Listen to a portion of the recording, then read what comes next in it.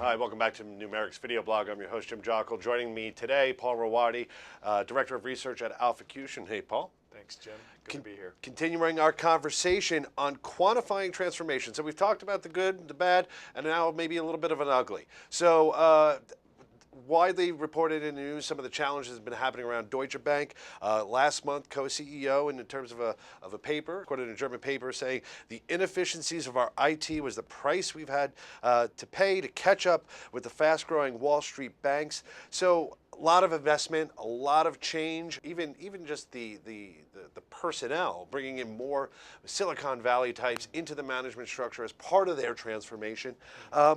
So from the TCO perspective, specifically around some of the work that they've done with Hewlett-Packard Enterprise, where is Alphacution seeing the Deutsche Bank today?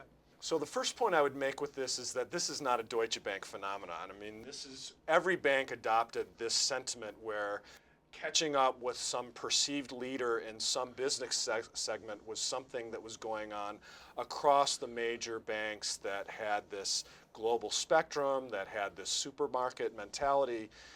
The whole modern capital markets was acquiring businesses left and right and bolting on new capabilities, product level, business level, regional, geographic. And there was while the party and the profitability was going on, there is never any incentive to rationalize and make it totally.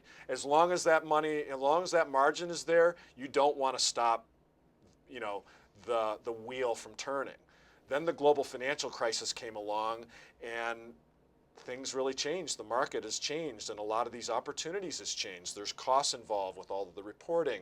There's lots more checks and balances. The economic environment, the yield curve, for gosh sake, is at unprecedented. Never before in 500 years of banking history do you have rates like we have today. So this is all impacting the margins, the so-called party, and so now it's time to go and start to clean up because the opportunities are no longer, and I'm speaking in broad brushstrokes, the opportunities are no longer as fat as they were. And obviously that's the time that you go back and say, well, where can we eliminate redundancies, eliminate complexity, eliminate fragmentation, because all those things cause cost to happen and cause less than optimal performance to happen. So this has been a theme that we're trying to model by looking at, well, what do these banks spend on technology?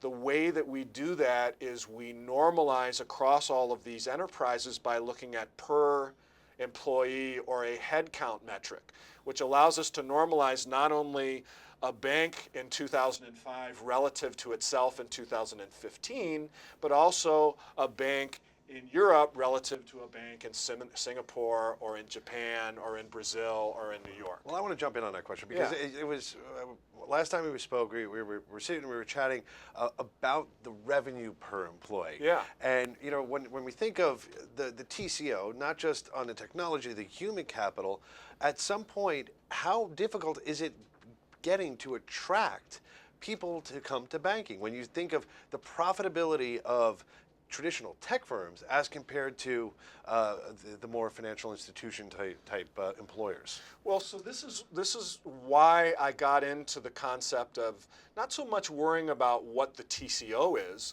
but something called return on technology, which we can debate what's in that. It could actually be the return on human capital or the return on technology, depending on your perspective. But to answer your question, it's not really what you spend on technology, it's what you get from technology.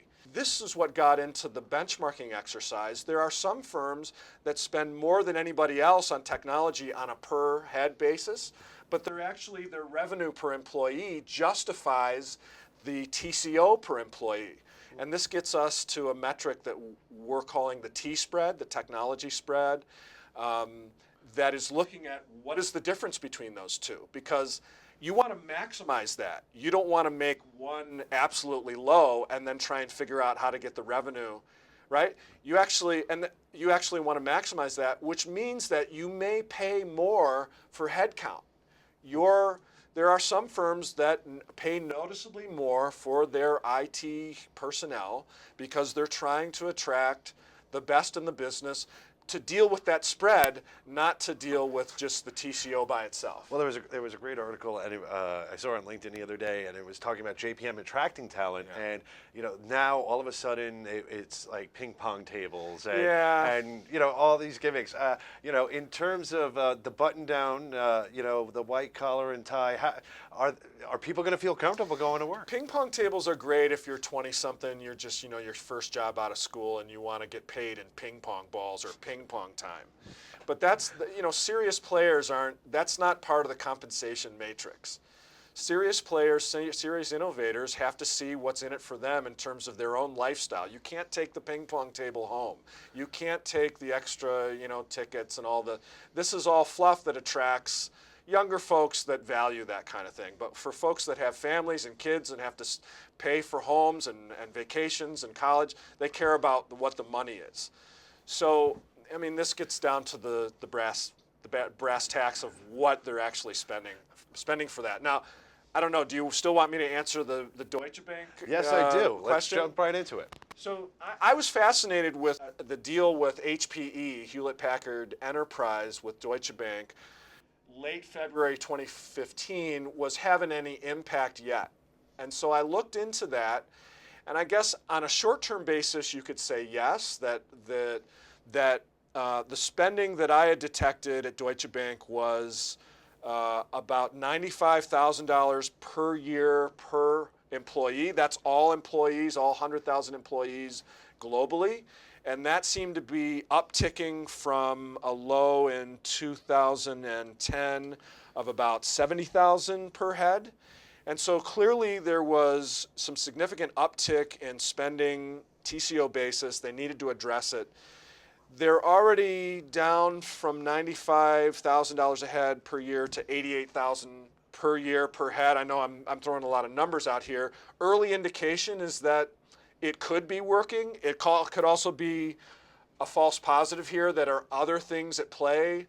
The Hewlett-Packard arrangement is not the only thing that Deutsche Bank is doing to address cost. However, it is compelling as a message and as a strategy to consider. It's an awfully radical one to think of, you're going to outsource your entire infrastructure. So I'd say that the jury's still out, but early indications are it's worth paying attention to. Paul, well, thank you so much, and we're going to continue our conversation with Paul Rawati, Director of Research at AlphaCution, in just a minute. Thanks, Jim.